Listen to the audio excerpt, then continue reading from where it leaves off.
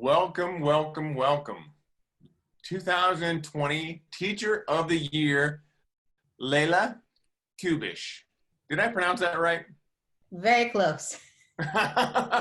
What's the right way? Kubesch. Kubesch. Kubesch. Okay. Well, I'll try harder next time. Well, thank you for joining us this morning and coming on to be interviewed by me, but to be a part of the organization, the Radical Vision, and just I'm so happy that you could come on and share a little bit with us in regards to what it is that kind of makes you up, so to speak. So I have a few questions that I'd like to ask, but are there any statements you'd like to start off with before we get started? No, I'm looking forward to it. Okay.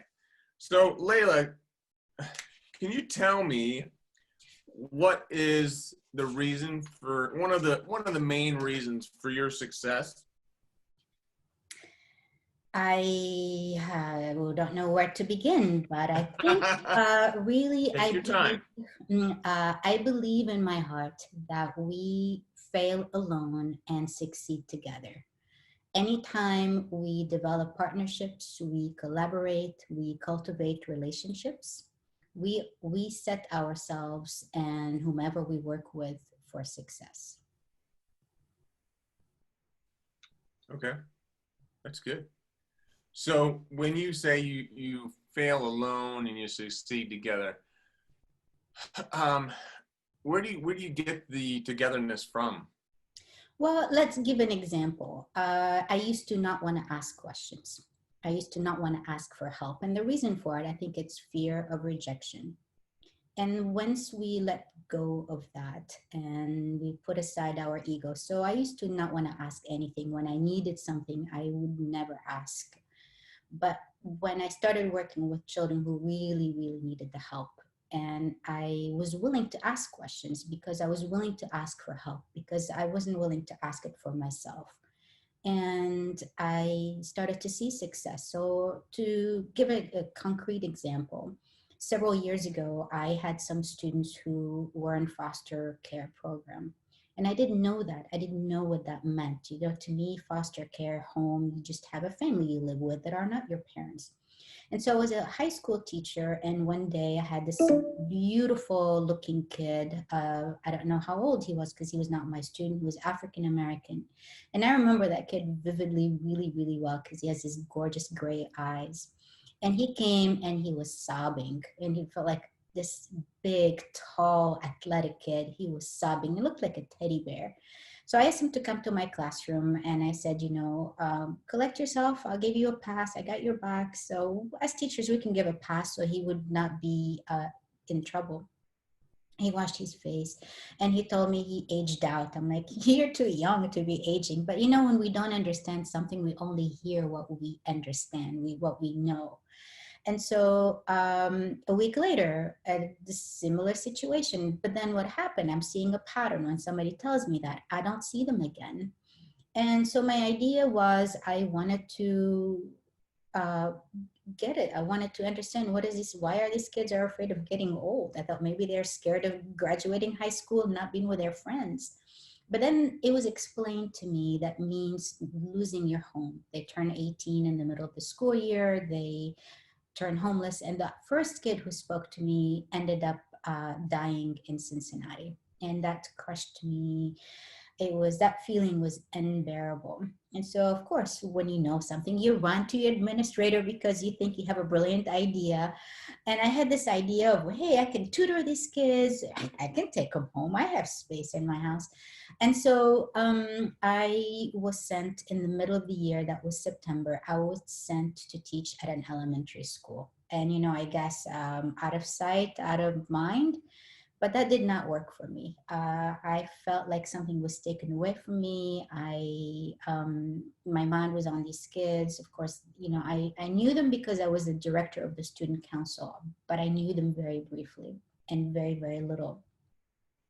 So I joined the casa program, and then I taught for elementary, but I really didn't feel like I belonged. I felt like there was something I needed to do. So I left teaching with the purpose or the intent, I guess, of never coming back to teach ever again.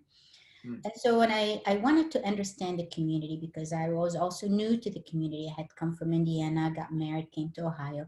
So I would join all this organization and I would never ask for help. But I felt like people felt like, Leila, you're like a gold mine. You can help us with this. So I helped with a gala for the Hispanic Chamber of Commerce. I was asked by the Chinese Chamber of Commerce to help them. So I became really versed, and I went to the African American Chamber of Commerce, and I increased my network, but I volunteered. I was always this volunteer in exchange for me to learn. But my success was once I started, when people ask me, what can I do? What can they do to help me? Like, there's nothing. It's like a one-way thing. There's nothing you can do for me. But what I really wanted was I wanted House Bill 50 to pass more than anything. I didn't have public speaking skills. I didn't have knowledge of how you change a law. I didn't have social skills, like no social skills. Which, as a teacher, we don't go to parents. Parents come to our class. So that's how our networking goes. And so I go out in the real world. And you know what? Now I don't like it when teachers tell students, when you go out in the real world, because when I got out in the real world, I knew nothing. Mm. I didn't even know how to dress myself. And every time I go somewhere, I'm like, why is it that all these people know each other? I did not know that you go and introduce yourself, or you'd have a business card, and I dressed like a teacher. And once I changed that and I started asking for help, and I needed to learn how to speak and to, practice with someone, then that's when I started to see success. That's how House Bill 50 passed. And so now I really have this belief and commitment to cultivating relationships and working as partners. And that's what I do in my classroom. Anytime, they say two heads are better than one. Let's say when I invited you to come, my students didn't, shared with me. I says, how was your Christmas? And they told me awful. Like, what? What? And then I was really confused. It turns a lot of kids had a horrible Christmas break because, well, they didn't have food at home. They didn't have someone at home. They were away from their friends. Some kids didn't have electricity. And that inspired me to have a something, people coming in like yourself to inspire them. And so could I have done that by myself, get on stage and entertain my students? Absolutely not. But by inviting other people to come in, my students told me it was the best event they've ever had. And I says, they loved all the speakers. And I says, why don't you, I says, I can write about each speaker. I says, why don't you just pick one person and write them a card and thank them and tell them how they inspired you. And that's how those cards came about. Yeah. And so for me to see how much bringing other voices and bringing the community, we can go so much further along whatever journey. It's company is always better anyway, right? Yeah, absolutely. I still have my letters. That's wonderful. They're awesome. Now you mentioned a couple things in there, and I didn't fully understand. So House Bill 50, what was House Bill 50 for? House Bill 50 was my dream, which I thought was, and it's not possible to attain, was when children in Ohio, they turn 18, they go out on the street, they get a pillowcase with their belongings. And House Bill 50 was to make it so they would have a home until age 21. And so that bill did change in March of 2016. And when that happened, then I felt like, oh, okay. All of a sudden, I felt like I can focus, I can teach, and I want to get a teaching job. I applied at Norwood City School. And interesting, I will always remember this, the posting for that job had already expired. And so I went ahead and like, sounds like what I really want to do. I want to teach foreign language and I want to teach ESL and at a middle school. So I sent an email to the principal, and I was invited to an interview. I didn't leave the parking lot, and she called me to say that I have a second interview. Huh. 3 days later, I interviewed with a superintendent. I didn't leave the parking lot, and he says, well, Kathy Sabo said, if I did not hire you, she will never talk to me again. And so I have been teaching. I finished my 4th year at Norwood City Schools. Wow. And do you have a teaching degree? I think so. I do. I have several of those. Well, that's good. One of the things you mentioned was the CASA program. What is that?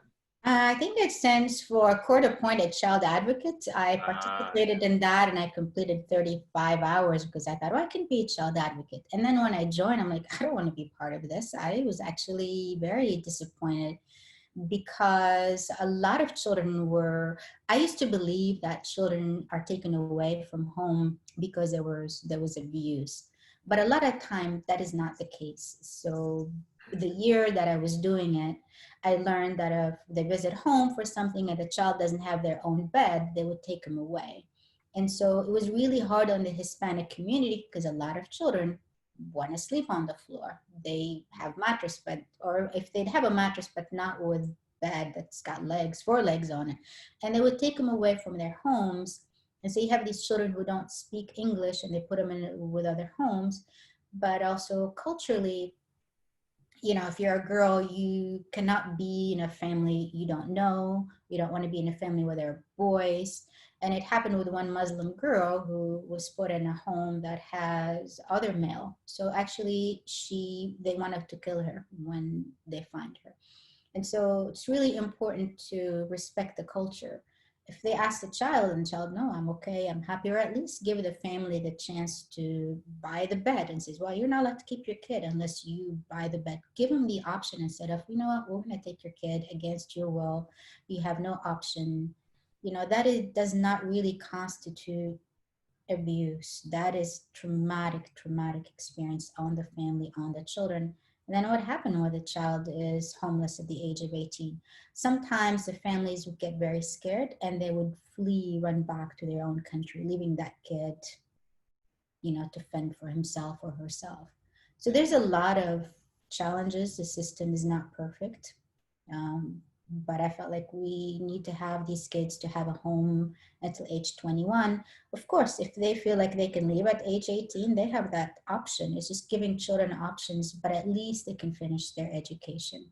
At least not die from the cold or not die from not having medications, having that kind of support that they need. Yeah. Hmm. Okay. Okay. Interesting. So can you tell me what is in your life or your schooling, or I guess just in general, is there a key tactic or practice that you keep coming back to in your daily life? Something that I do for myself, well, every year I will take on a personal challenge, personal and professional. So I will take a class that it would be so out of character for me. So several years ago, I decided to learn about grant writing. And I thought, when I was in college, my writing was awful. It's always red. It was just, my teachers sent all these mistakes. I want to learn how to do this. I will challenge myself.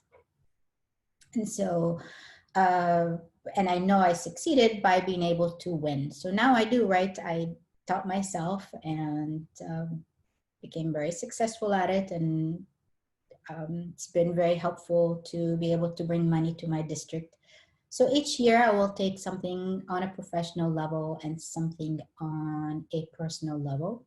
I don't like to be complacent. I like to develop skills that are useful and feel like maybe it would keep my mind sharp Mm-hmm. and have the challenge.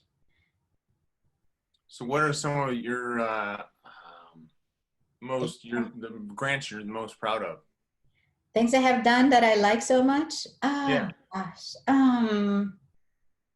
Well, it helped me open my mind.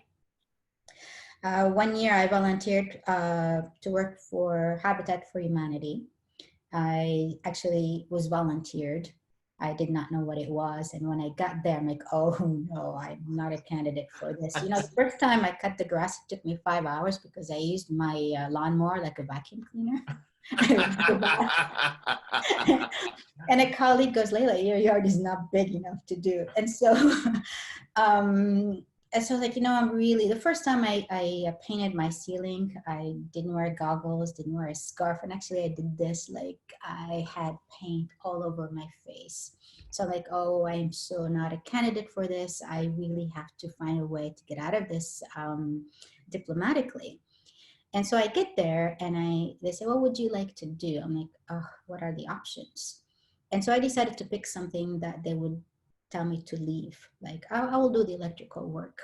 And they say, welcome to the team. Like, no, I don't know where electricity comes from.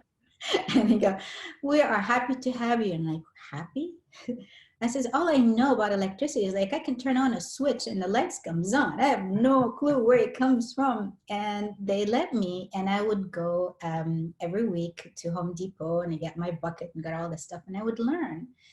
And so I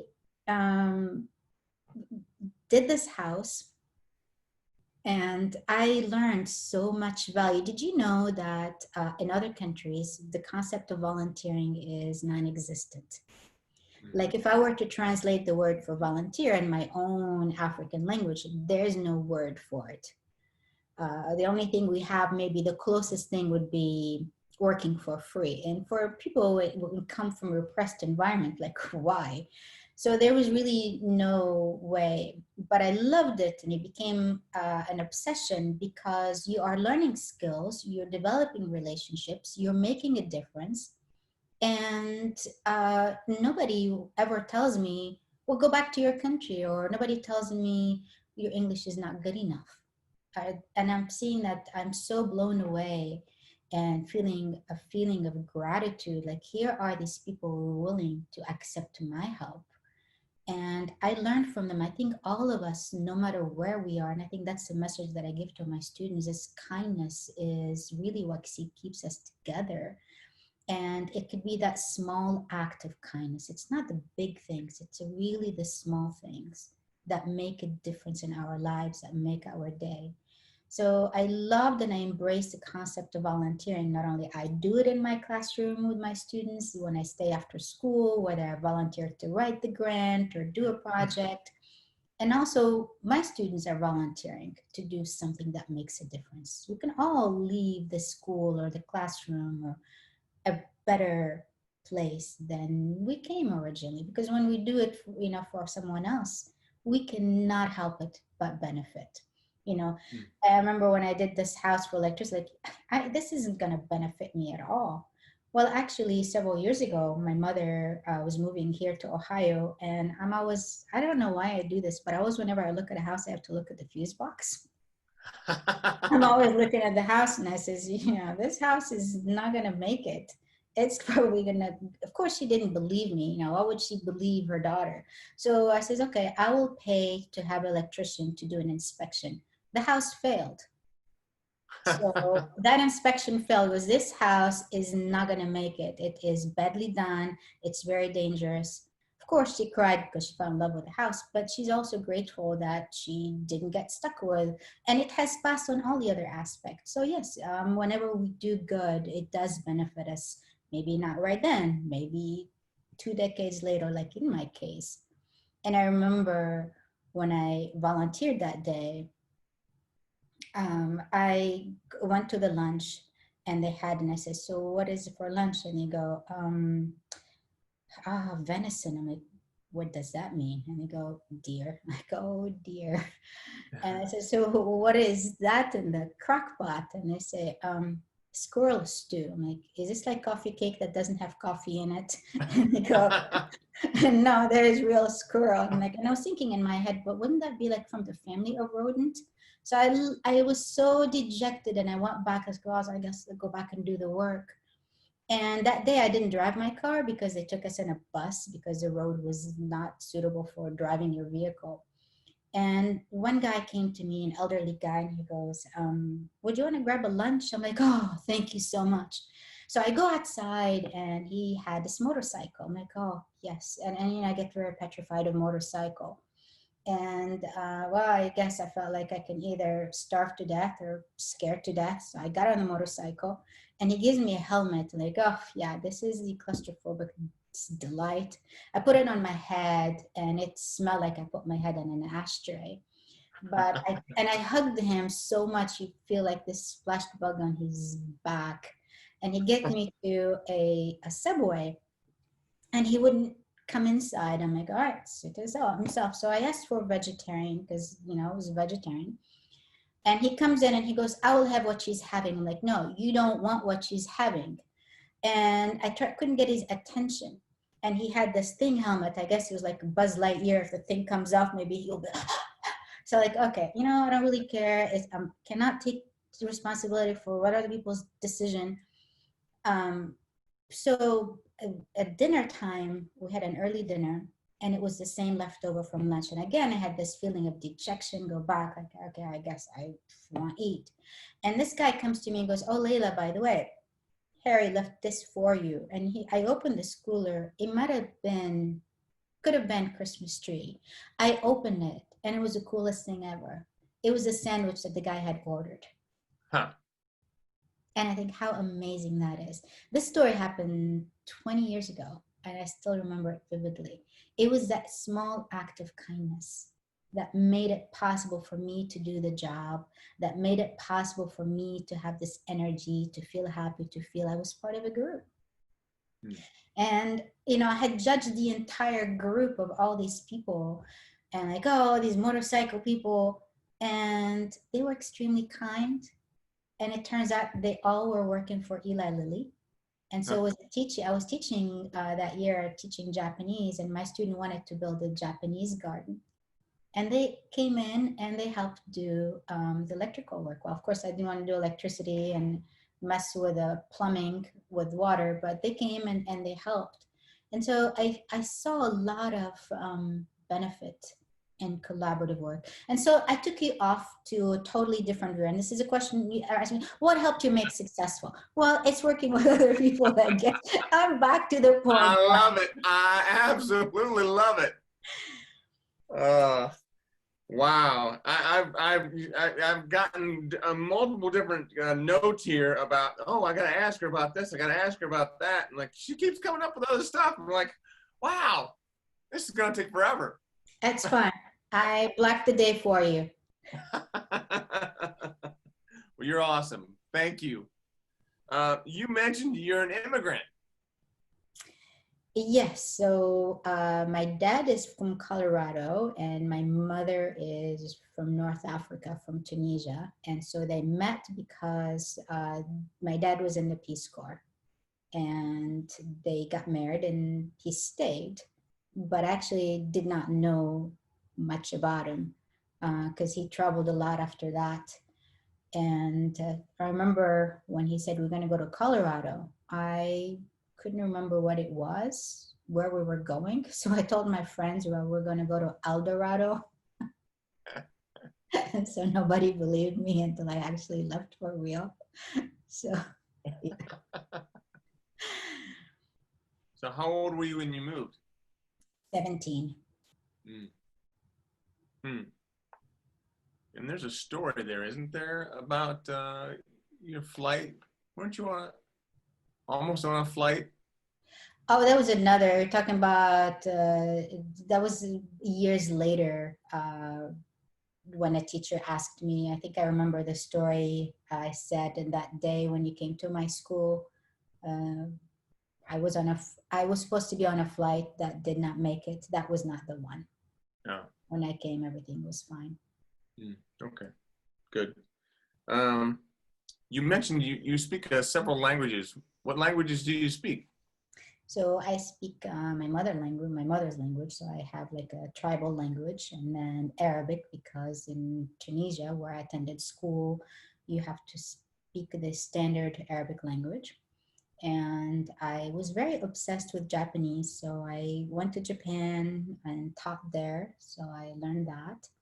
And French, that's also a second language required in North Africa. And so when I came out, I had to learn English, no doubt about that. But then when I came to the US, a lot of people, I wanted to practice Spanish with me. So when I tell them, no, I don't speak Spanish, like, oh yeah, you should be a comedian. You are very funny. I'm like, no, I really don't speak it. Like, yeah, you are very funny.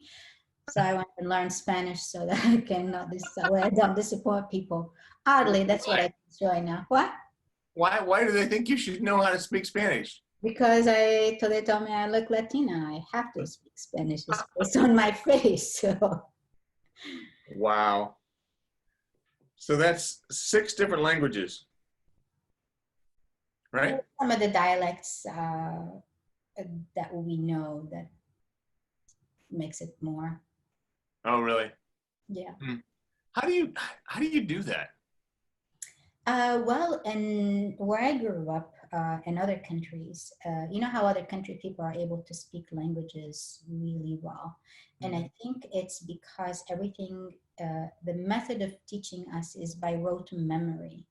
So you have to memorize everything. So in Islam, the religion class, we had to memorize the Quran, you know, like equivalent of your Bible from memory. When we study poetry, we have to memorize poetry. So this is the way they tell us that we sharpen our brain and we are smarter and we can extend the life of our brain and we not forgetful by memorizing. So I would get up early in the morning and I would memorize a list of whatever it is for that day. And you get graded on whether it's poetry or religion or history or every single class, everything is memorization, word for word. Hmm. So I got very good at memorizing and learning a language. What you're doing, you are actually memorizing new words. Sure. Sure. Hmm. Wow. That's impressive. So you still your tribal language, you still speak it? In my head. Yeah? Oh yeah, of course. That's all of I think about it. So writing is not easy for me. Like my principal goes, "Well, you're a grant writer." No, I'm not a grant writer. I'm, you know, it's not what I want. He goes, "Wouldn't you want to work in the office, main office, and writing grant? Like that would be a punishment because it involves a lot of writing. So first, I have to think the whole project, everything in my in my own language, and then." I write it in the way it sounds, and then I have to translate it. So all my thoughts have to be in my original language. Hmm. Hmm. Wow. That's awesome. Huh. What do you have that brings you clarity?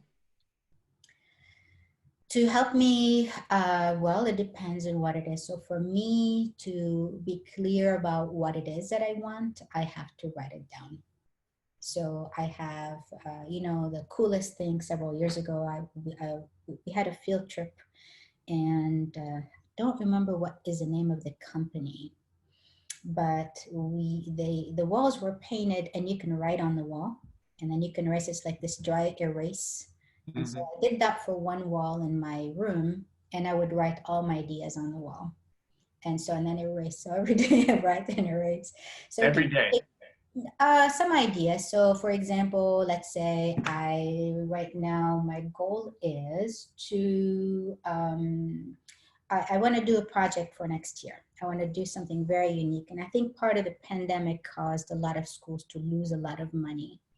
And so my idea is I want to collaborate with, sometimes it's hard to collaborate inside the school building because there's no time. But one day I woke up like, what would it be like to collaborate with other schools? So I feel like in the US, we focus a lot on competition. And part of the competition is for children to really, I remember teaching when I was in Indiana, and I was teaching at 2 middle schools. And one is called Tecumseh and one is called Sunnyside.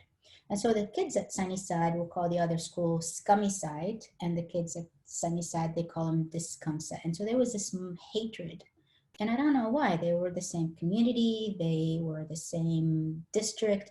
And so when they merged into the high school, there are a lot of fights, there's this lot of animosity.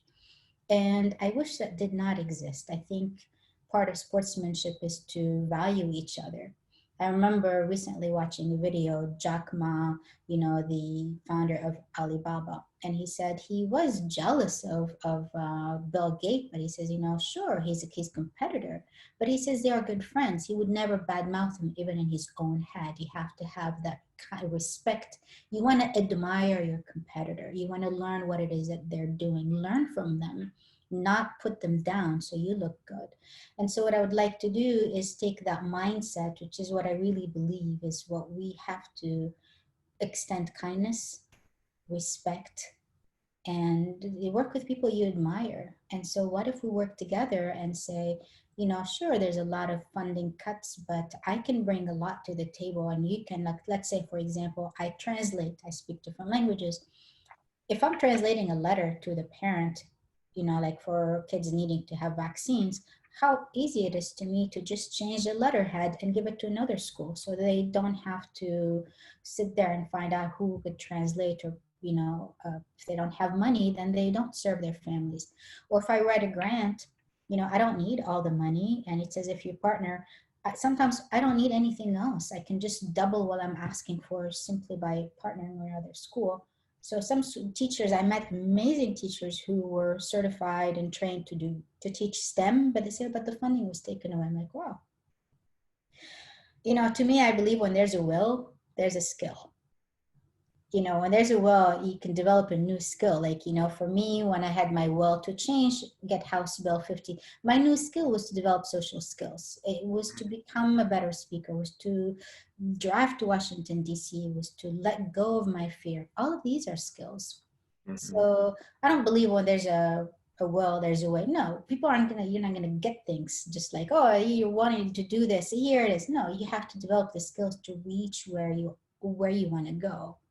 Um, and so that is what I'm working on for this coming year. So I did win for this starting this month. I'm the 2021 Ohio Teacher Fellow, where at the end of the year, I'm going to have this program to share with the Ohio Department of Education, to share with the whole state. And so my goal is to develop a way to say, we need to collaborate more, and we need to have include, you cannot do anything in life if you don't have employ some kind of self-care.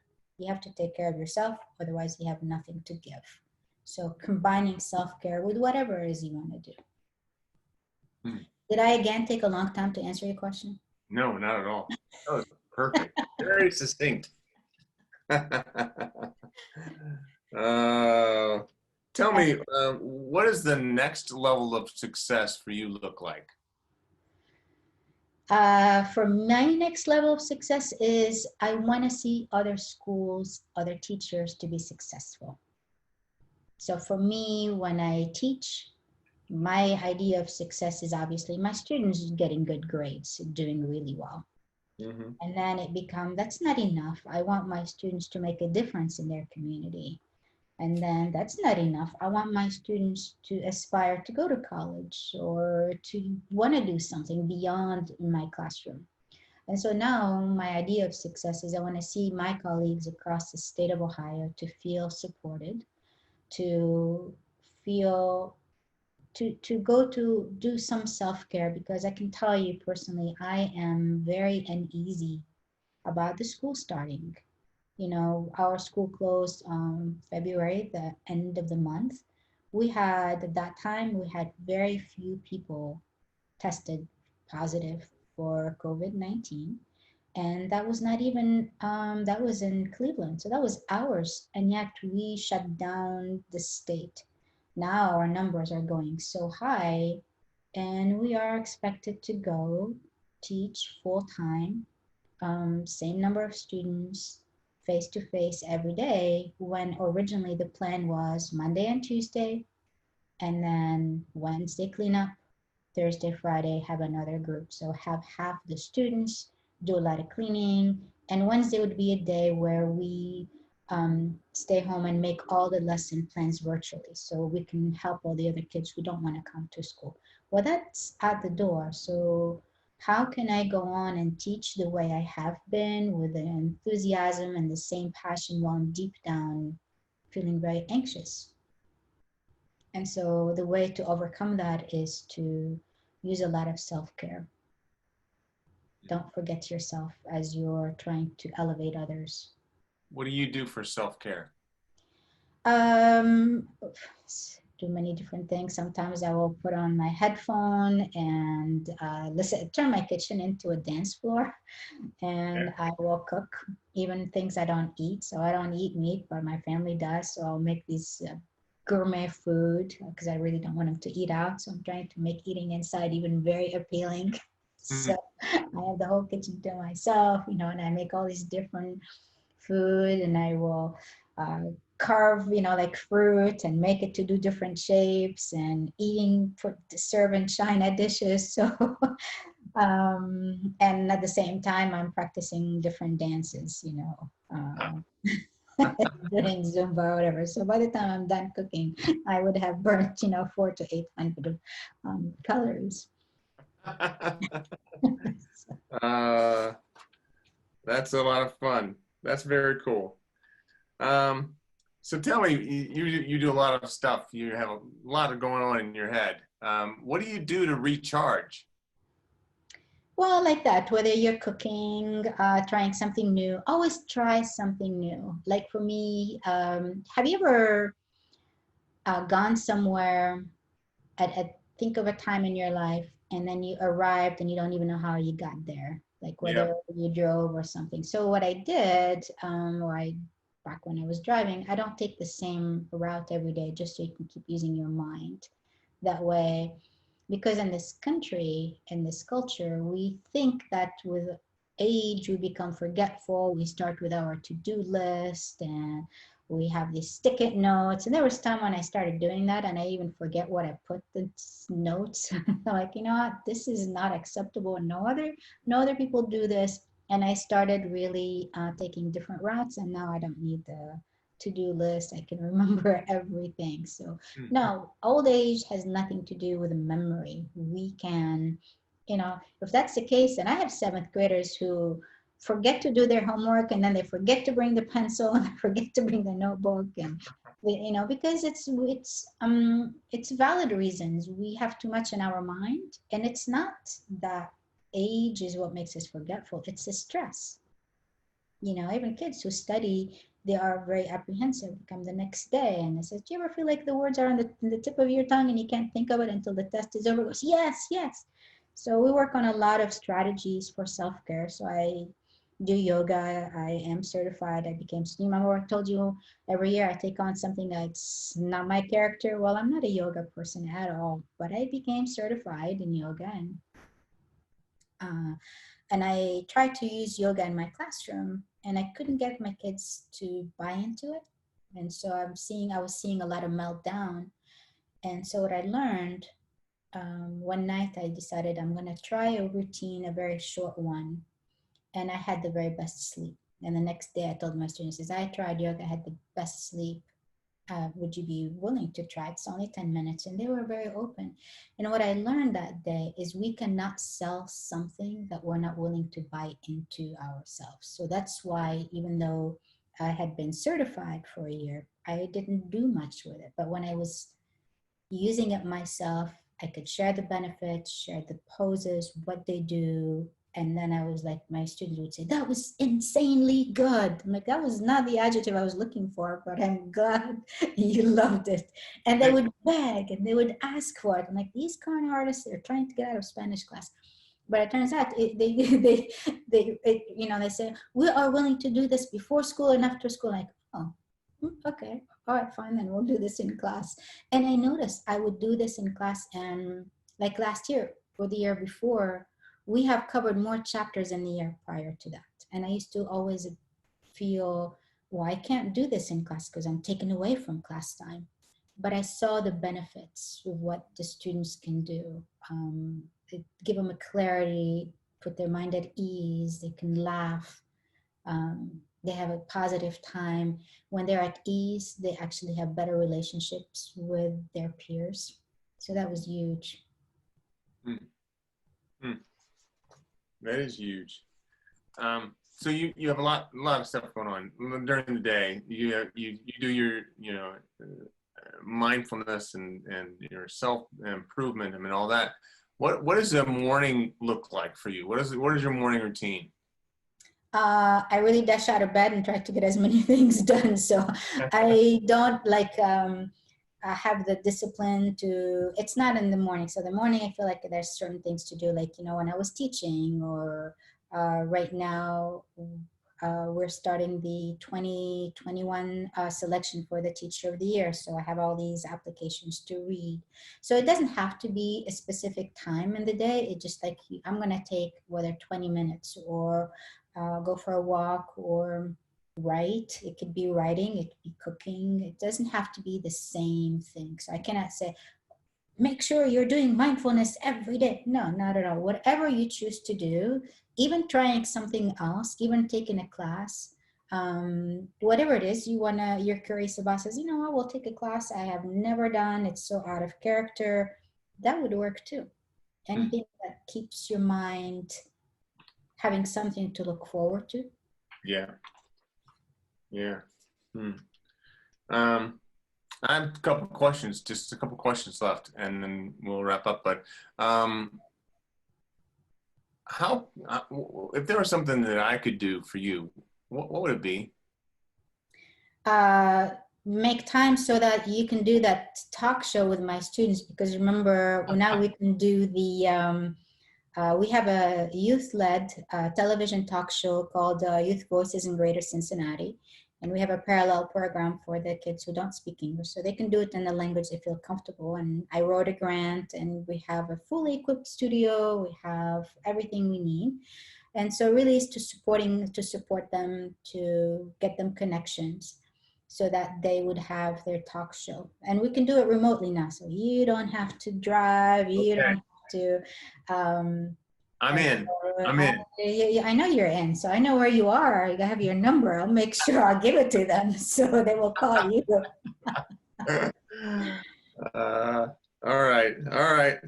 Well, thank you. And the last question I have is, and you don't have to answer this on the video because we're being recorded right now. But if you think of it, you can. That's okay. Are there other people like you that I should be interviewing? I am connected to other Teacher of the Year, all the other 54. So we have a Facebook, we met at Google. That was the last time we got a chance. We were supposed to meet several times, including going to the White House, but with this pandemic, none of us really want to travel or go anywhere. But so next year, they're gonna postpone a lot of these activities. So if you want to interview one of them, I can ask and connect you and do the introduction if it's teaching. But if you have somebody else, I have almost 20,000 people connections on my LinkedIn. So you tell me who you want and I will be happy to introduce you. Okay. Okay. Well, that's great. Thank you very much. You're very welcome. I so appreciate the time today. You're very welcome. Yeah, this is phenomenal, and you're a godsend. I had no idea, who you were when we first met 3 years ago, and I'm just amazed that to see how far you've come. I don't believe that people meet for nothing. I think there's always a reason. There are no coincidence. When I met you, I was extremely grateful when you accepted to do the talk. I can't tell you how many students felt inspired by your talk, how many kids were able to laugh. And it made a profound impact. And when I had that storytelling that evening, that's how I was inspired. One day I told myself that I would love to get funding and write the grants and renovate it so all the kids with special needs, they can have lights and make it a safe place and a fun place for the community to get together. And so someday we may have TEDx Norwood, Yeah, wouldn't that be great? Yeah. Awesome. Sounds good. Thank you again, Leila. You're very welcome. Thank you so much for inviting me. It was a tremendous honor being with you again. All right. Thank you. Again, 2020 Teacher of the Year in Ohio is Leila Kubesch. Did I say that right? Yes, it is. All right. Thank Thank you. you. Bye. Bye.